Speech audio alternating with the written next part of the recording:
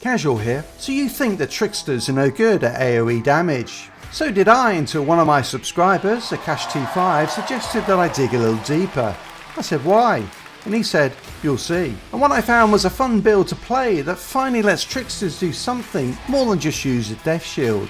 Let's get into it. This build is unique in that while it is an anomaly power build, it uses the same skills a lot of firepower builds use. Time Rift, Twisted Rounds and Borrowed Time. But the reason this build uses them is to buff my anomaly power through Counter Shield, Combat Shield's Timeline and Anomalic Acceleration. But that's only the start. I am also picking up Leap of Clincher, Scion of the Void and 2 Disturbance Coatings which, with Unstoppable Force, buff my anomaly power even further. But that still isn't enough. So I've picked up Leap of Quietus on top of Scion of the Void. I'm running Roaring Umbra, modded with Kinetic Stomp and Moaning Winds, and 2 no resistance against the Fortified. Yes, 2. I know that mods aren't supposed to stack, but these do. This glitch has been in the game since day 1, and it's still there, which you can see from my resistance piercing going up by 1% for every 1% increase in armor piercing. All of this buffs my anomaly power to 440,000, my armor piercing to 85%, and my resistance piercing to 155% when my skills are activated.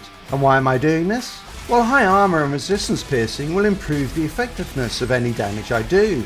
Shadow Comet and Claymore Torrent on my Funeral Pyre, for example. On top of that, with this sort of anomaly power, a little bit of pain becomes a whole world of pain, dealing nearly 1.6 million damage to every enemy I hit with Time Rift. And this is buffed even further by Geiger's Wave, which applies Vulnerable, long range to hit everything on the map, making it a one-shot kill on all bar the toughest enemies. So I've modded Captain Hunter to make sure that burning down elites is not a problem. But the synergies don't stop there. Activating Borrowed Time gives me a 10,000 health shield and also doubles my armor through Armor of Eons. But rather than just activating Borrowed Time, you should always double tap it. Aggressive Teleportation hits for a nice 300,000 of damage, and along with Untamed Power, which does scale with your anomaly power, gives me a great 450,000 AoE bomb. Running cooldown reduction on every piece of gear, along with anomaly power and close range damage, reduces the cooldown on Borrowed Time to 6 seconds, shorter than Moaning Winds. Now, full disclosure that in the footage you are watching, I am running Seismic Impulse instead of Untamed Power, as I am still grinding for the final perfect piece of gear. It does not make a massive difference to the build, but I think that Untamed Power is the one to go for, as it does more damage, more often,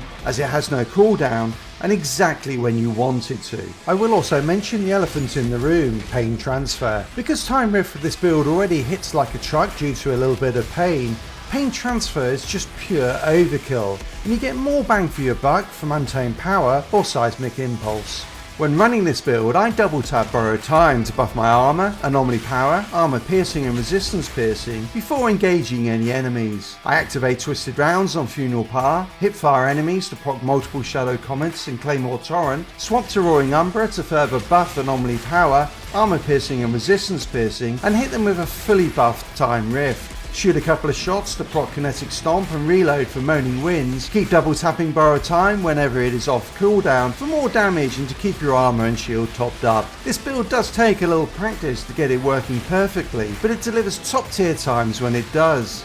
But if you want a more standard Trickster build, then check out the world record speedrun build here. Until next time, Casual out.